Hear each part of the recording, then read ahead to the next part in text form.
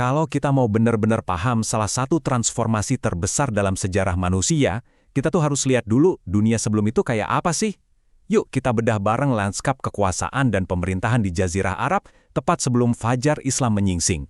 Nah, pertanyaannya kan, siapa sih sebetulnya yang pegang kendali di wilayah yang super luas dan beragam ini? Jawabannya, ternyata lebih rumit dari yang kita bayangin. Gak sesimpel ada satu raja aja yang berkuasa. Gini, peta kekuasaannya tuh pada dasarnya kebagi dua. Di satu sisi ada yang kita sebut raja-raja bermahkota. Keren ya kedengarannya. Tapi kenyataannya mereka ini seringkali nggak benar-benar merdeka. Mereka itu lebih kayak penguasa bawahan dari kekaisaran raksasa, sebut aja Persia atau Romawi. Nah, di sisi lain, ada para kepala suku atau sheikh. Justru mereka inilah yang independen, yang punya kuasa istimewa di wilayah mereka sendiri.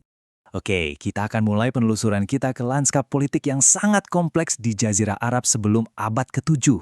Dan kita akan mulai dari selatan, dari wilayah yang kaya banget sama sejarah. Fokus pertama kita arahkan ke Yaman. Ini adalah rumah bagi kerajaan-kerajaan kuno yang legendaris, yang peradabannya, pernah mencapai puncak kejayaan, tapi kemudian runtuh secara super dramatis. Coba kita lihat perjalanannya. Dimulai dari tahun 650 sebelum Masehi, ada kerajaan Saba yang bangkit. Mereka ini yang membangun bendungan Ma'rib yang super terkenal itu. Terus, lompat ke 115 sebelum Masehi, kerajaan Himyar datang, menaklukkan Saba dan ambil alih kekuasaan. Nah, di sini mulai seru nih. Tahun 340 Masehi, ada invasi pertama dari Abyssinia atau Ethiopia sekarang, yang dibackingi Kekaisaran Romawi. Ini jelas menguncang kekuasaan Himyar. Gak berhenti di situ, di tahun 525 ada invasi kedua yang akhirnya bikin rajanya, Dzunnuwas, tewas. Dan puncaknya, tahun 575 Masehi, giliran Persia yang datang. Mereka usir orang-orang Abyssinia dan Yaman pun jadi provinsi milik Persia. Jadi kebayangan siklusnya.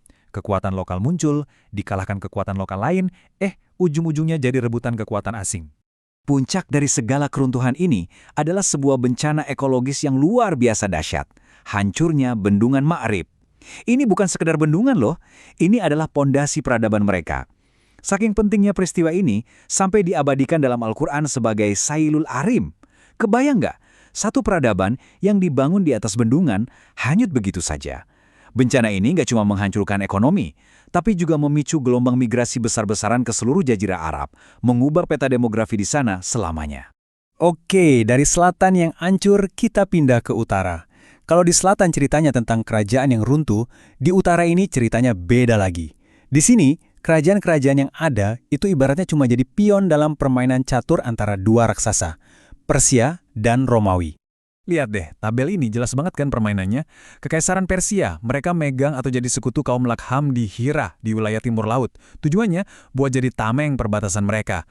Di sisi lain, Kekaisaran Romawi, mereka dukung kaum Ghassan di Syam, di barat laut. Hasilnya, Arabia Utara itu jadi garis depan, jadi medan pertempuran dalam perang dinginnya zaman kuno. Yuk kita dalami salah satunya. Kita lihat lebih dekat salah satu kerajaan penyangga ini, yaitu Kerajaan Hira, yang ada di bawah kendali Persia. Jadi Hisirah ini posisinya unik banget. Mereka itu negara bawahan Kekaisaran Sasanid Persia. Fungsinya yaitu tadi jadi bemper, jadi penyangga dari suku-suku yang pro-Romawi. Mereka berkuasa cukup lama, dari abad ketiga sampai tahun 602 Masehi. Walaupun jadi pusat kebudayaan Arab yang penting, secara politik mereka ini nggak pernah benar-benar merdeka. Mereka itu ya perpanjangan tangan Persia. Ironisnya, justru ketergantungan inilah yang akhirnya bikin mereka jatuh pas Persia membubarkan kerajaan itu di awal abad ke-7. Sekarang, kita geser lagi. Kita ke wilayah Hijaz. Ke sebuah kota yang kelihatannya sih jauh dari intrik kekaisaran besar tadi. Tapi sebentar lagi bakal jadi pusat dunia. Ya, kita akan fokus ke Mekah dan seorang tokoh kunci yang mengubah takdir kota ini selamanya. Nama tokoh ini adalah Qusay bin Kilab. Nah, sebelum dia muncul, kekuasaan di Mekah itu ya pecah-pecah, nggak terpusat. Qusay ini dengan kejeniusan politiknya berhasil menyatukan klan-klan yang berceceran di bawah satu panji, suku Quraisy.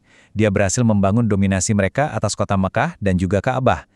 Ini adalah titik balik yang sangat fundamental dalam sejarah Mekah. Terus gimana caranya Qusay melakukan ini? Keren banget, dia mengamankan 5 posisi kunci yang jadi sumber kekuasaan. Pertama, hijabah. Ini hak untuk memegang kunci Ka'bah, otoritas religius tertinggi kan? Kedua, sikoyah. Hak menyediakan air buat para peziarah. Ketiga, rifadah, hak untuk menyediakan makanan. 2 ini memberinya kendali penuh atas ekonomi haji. Keempat, liwa, hak membawa panji perang. Ini berarti komando militer ada di tangannya. Dan kelima, nadwah, kepemimpinan Dewan Para Tetua, yang berarti kekuasaan politik juga dia pegang. Ini sih pengambil alihan total semua aspek kehidupan di Mekah. Salah satu inovasi paling penting dari Qushay adalah mendirikan Darun Nadwah. Ini bisa kita bilang semacam balai kota atau parlemen pertamanya Mekah. Disinilah para petinggi Quraisy ngumpul buat bikin keputusan-keputusan penting, mulai dari urusan perang sampai pernikahan. Ini menciptakan sebuah pusat pemerintahan yang terorganisir, sesuatu yang belum pernah ada sebelumnya di Mekah. Oke, coba kita tarik napas dulu. Kita mundur sedikit buat lihat gambaran besarnya. Jadi kayak apa sih sebenarnya Jazirah Arab ini secara keseluruhan tepat sebelum abad ke-7 tiba? Gambaran besarnya adalah sebuah negeri yang terfragmentasi, terpecah belah. Peradaban besar di selatan udah runtuh. Wilayah utara kebagi dua, jadi proksi Romawi dan Persia. Sementara itu, bagian tengahnya dikuasai sama suku-suku yang independen dan sering berperang. Di tengah-tengah semua itu, cuma Mekar yang muncul sebagai satu-satunya pusat kekuasaan yang lumayan terorganisir, di bawah oligarki Quraisy. Ini semua membawa kita ke satu pertanyaan terakhir yang bikin mikir. Di sebuah negeri yang kekuasaannya terpecah belah, penuh dengan persaingan kuno, kekuatan macam apa sih yang mungkin bisa menyatukan itu semua? Panggung sejarahnya udah siap untuk sebuah perubahan yang luar biasa.